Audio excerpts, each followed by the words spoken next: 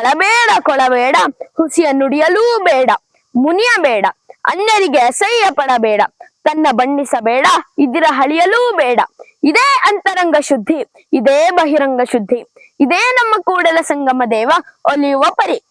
ಜಗಜ್ಯೋತಿ ಬಸವಣ್ಣ ಭಕ್ತಿ ಭಂಡಾರಿ ವಿಶ್ವಗುರು ತಮ್ಮ ವಚನಗಳ ಮೂಲಕವೇ ಸಮಾಜದಲ್ಲಿ ಬಹುದೊಡ್ಡ ಬದಲಾವಣೆ ತರಲು ಬಯಸಿದ್ದರು.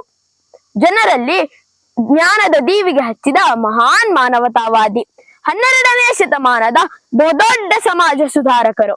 ಸಾಮಾಜಿಕ ಅಸಮಾನತೆ, ಜಾತಿ ವ್ಯವಸ್ಥೆ, ವರದಕ್ಷಿಣೆ, ಬಾಲ್ಯ ವಿವಾಹ, ಸತಿ ಸಹಗಮನ ಪದ್ಧತಿ ಹಾಗೂ ಮುಂತಾದ ಹಲವಾರು ಪದ್ಧತಿಗಳು ಆಚರಣೆಯಲ್ಲಿರುವ ಕಾಲದಲ್ಲಿ ಬಸವಣ್ಣನವರು ತಮ್ಮ ಸರಳ ವಚನಗಳ ಮೂಲಕ ಸಮಾಜದಲ್ಲಿ ಬಹುದೊಡ್ಡ ಬದಲಾವಣೆ ತರಲು ಪ್ರಯತ್ನಿಸಿದ್ದರು.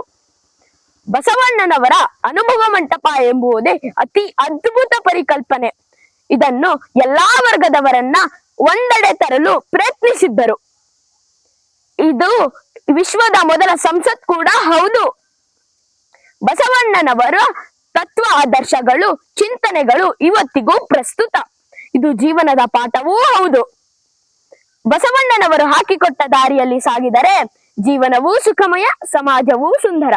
ಎಲ್ಲರಿಗೂ ಬಸವ ಜಯಂತಿಯ ಹಾರ್ದಿಕ ಶುಭಾಶಯಗಳು. ಧನ್ಯವಾದ.